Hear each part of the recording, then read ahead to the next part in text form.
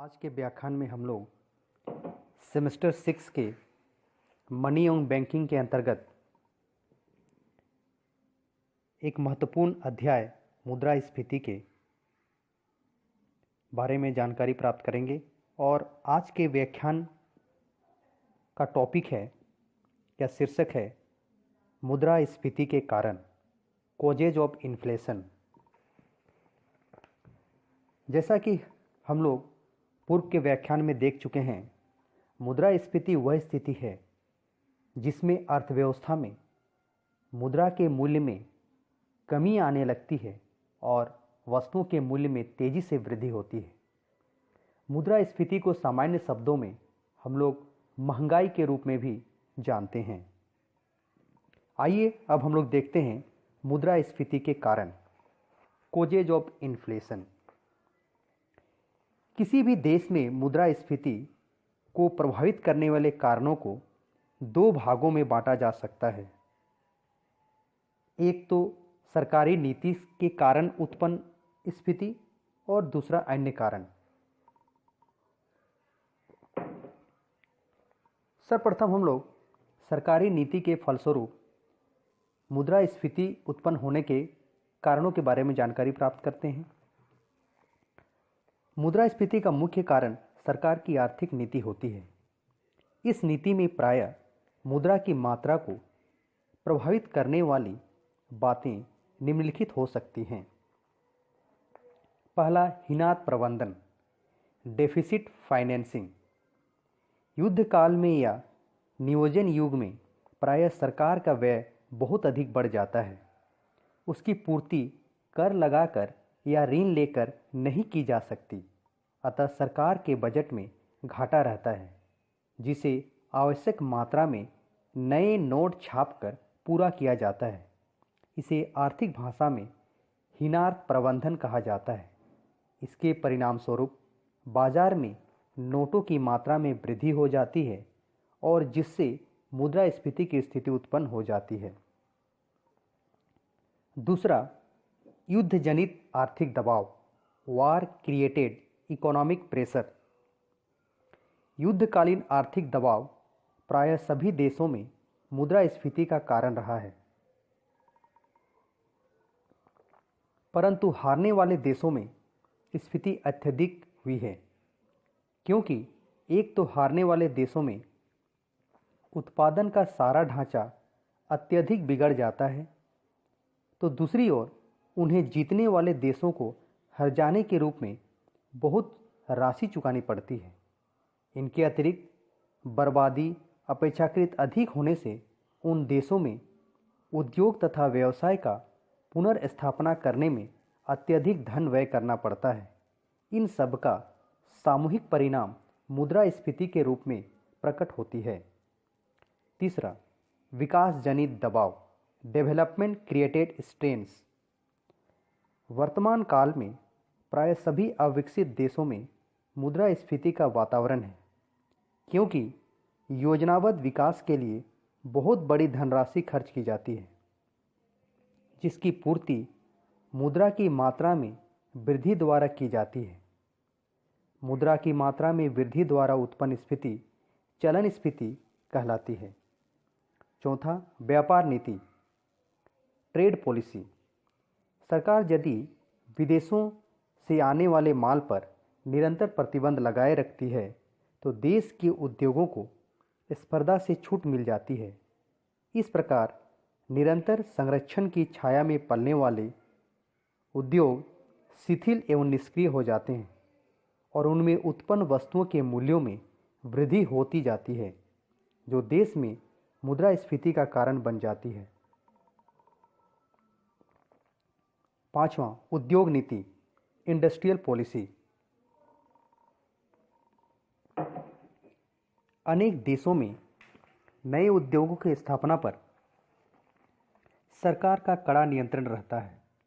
प्रत्येक नई औद्योगिक इकाई की स्थापना के लिए लाइसेंस लेना अनिवार्य होता है, जिसके परिणाम स्वरूप नई औद्योगिक इकाइयों की स्थापना धीरे धीरे होती है। अतः उत्पादन का क्रम बहुत ढीला और गतिहीन रहता है। माल का उत्पादन कम रहने से देश में मुद्रास्फीति की प्रवृत्तियां बलशाली हो जाती हैं। छठा, सरकार की कर नीति, टैक्सेशन पॉलिसी। सरकार जब निर्मित माल पर उत्पादन कर लगाती चली जाती है या आय कर में निरंतर वृद्धि करती चली जाती है तो एक ओर तो साहसी वृत्ति निरुत्साहित होती है और दूसरी ओर वस्तुओं और सेवाओं की कीमतें बढ़ने लगती है। इससे भी मुद्रास्फीति को प्रोत्साहन मिलता है। सातवां, प्रशासन में शिथिलता। यदि सरकारी प्रशासन शिथिल हो जाए तो जनता की संग्रह प्रवृत्ति, घूसखोरी, जमाखोरी तथा अधिकाधिक लाभ कमाने की आदतों को प्रोत्साहन मिलने लगती है। इसलिए जमाखोरी के फलस्वरूप बाजार में माल की कृत्रिम कमी हो जाती है और स्फीति का वातावरण बनने लगता है।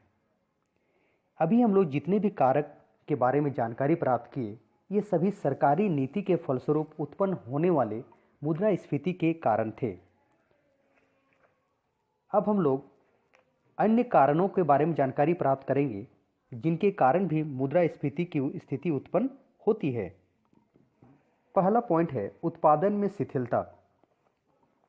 जब किसी देश के उत्पादन में बहुत धीरे धीरे वृद्धि हो अथवा उत्पादन में गिरावट आ जाए और मुद्रा की मात्रा उतनी ही रहे तो मुद्रास्फीति हो जाती है। उत्पादन में शिथिलता के निम्नलिखित कारण हो सकते हैं। पहला, किसी देश में सूखा पड़ने या बाढ़ आने से फसल नष्ट हो जाती है। इससे उद्योगों को कच्चा माल मिलने में कठिनाई होती है। औद्योगिक क्षेत्र में हड़ताल या तालाबंदी से भी उत्पादन में गिरावट आती है। कुछ उद्योगों में मशीनें पुरानी होने से उत्पत्ति ह्रास नियम लागू हो जाता है और उत्पादन कम हो जाता है। दूसरा, लागत में वृद्धि, इंक्रीज इन कॉस्ट। यदि यह स्फीति वस्तु मूल्यों की वृद्धि के कारण होती है, अतः इसे लागत जनित स्फीति भी कहते हैं।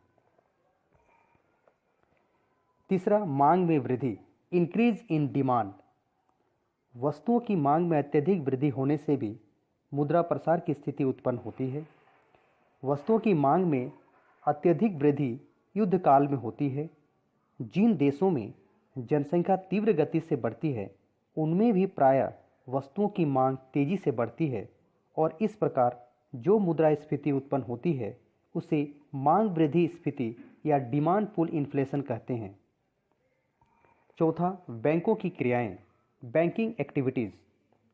जिन देशों में बैंकिंग व्यवस्था का समुचित विकास हो जाता है उनमें व्यापारिक बैंक न केवल सभी प्रकार के व्यवसाय अथवा उद्योगों के लिए धन की व्यवस्था करते हैं बल्कि स्कूटर, मोटर कार, धुलाई मशीन, रेफ्रिजरेटर आदि उपभोक्ता सामान खरीदने के लिए उपभोक्ता ऋण की भी व्यवस्था करते हैं, जिससे साख की मात्रा में वृद्धि होने लगती है।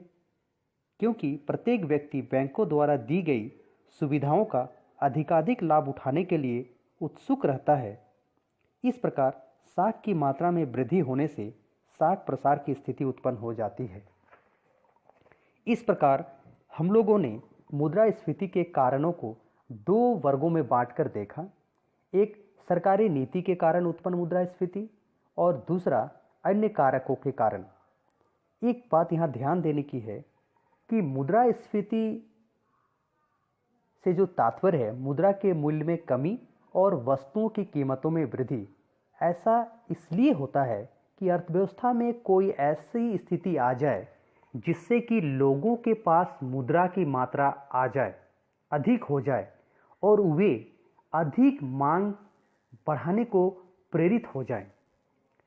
और दूसरी ओर इसी के साथ साथ यदि अर्थव्यवस्था में कुछ ऐसी परिस्थितियां आ जाए जिससे वस्तुओं की मांग की तुलना में पूर्ति की मात्रा कम हो जाए, तो ऐसे में मांग और पूर्ति के बीच में जो असंतुलन होगा और मांग जो पूर्ति से अधिक पाया जाएगा, तो यह चलन मुद्रास्फीति को उत्पन्न करेगा।